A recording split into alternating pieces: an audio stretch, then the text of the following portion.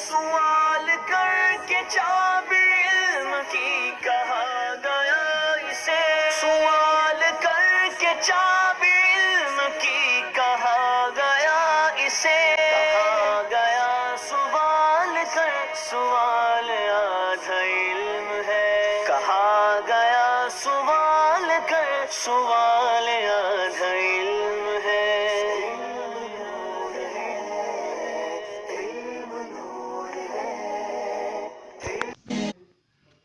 نحمده ونصلي على حبيبه الكريم اما بعد فاعوذ بالله من الشيطان الرجيم بسم الله الرحمن الرحيم الحمد للہ عز وجل۔ ہم اصول فقہ کی ابتدائی کتاب منہاج اصول الفقہ پڑھ رہے ہیں۔ آج ہم انشاءاللہ عز وجل منہاج اصول الفقہ سے لفظ کی تقسیمات کے تعلق سے پڑھیں گے۔ آئیے شروع کرتے ہیں۔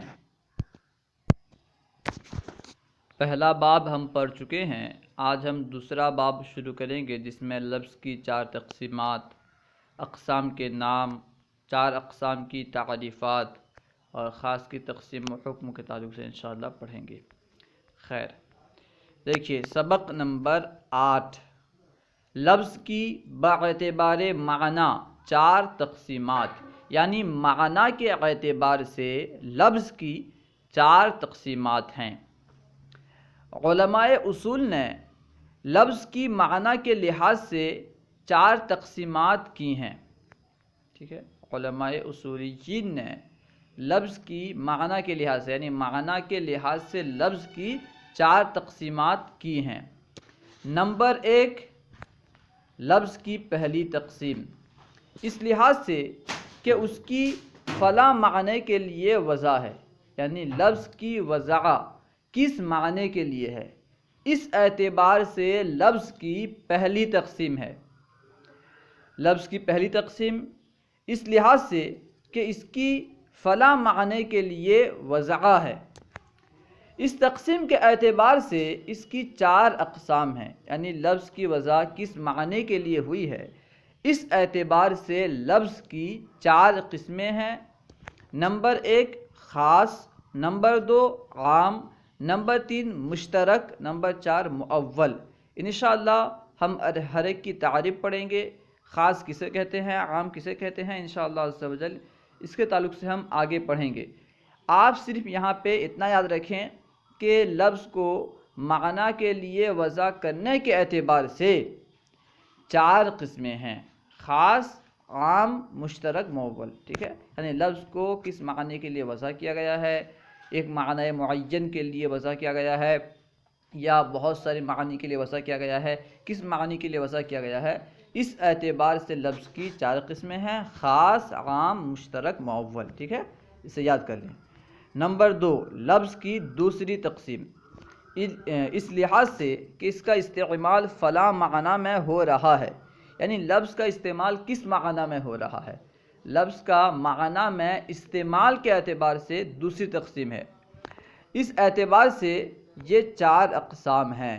نمبر 1 حقیقت، نمبر 2 مجاز، نمبر 3 صریح، نمبر 4 کنایہ، یعنی لفظ کس معنی میں استعمال ہو رہا ہے، اس اعتبار سے لفظ کی 4 قسمیں ہیں، حقیقت و مجاز، صریح و کنایہ۔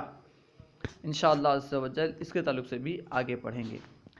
نمبر 3، لفظ کی تیسری تقسیم، اس لحاظ سے کہ اس کا معنی ظاہر ہے یا مخفی، یعنی لفظ کا معنی ظاہر ہے، واضح ہے یا پوشیدہ ہے، مخفی ہے۔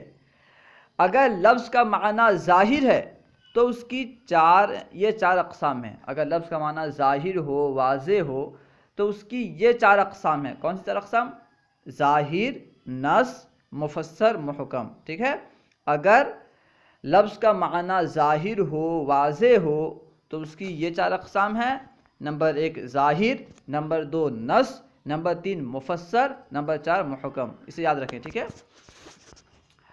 اور اگر اس کا معنی مخفی ہو یعنی پوشیدہ ہو تو یہ 4 خفی، مشکل، مجمل، متشابہ، یعنی لفظ کا معنی اگر پوشیدہ ہو، مخفی ہو تو اس کی 4 قسمیں ہیں: خفی، مشکل، مجمل، متشابہ۔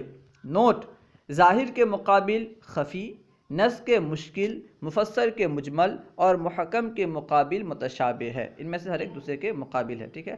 ظاہر جو ہے یہ خفی کے مقابل میں ہے، نص مشکل کے مقابل میں ہے، مفسر مجمل کے مقابل میں ہے اور محکم متشابہ کے مقابل میں ہے۔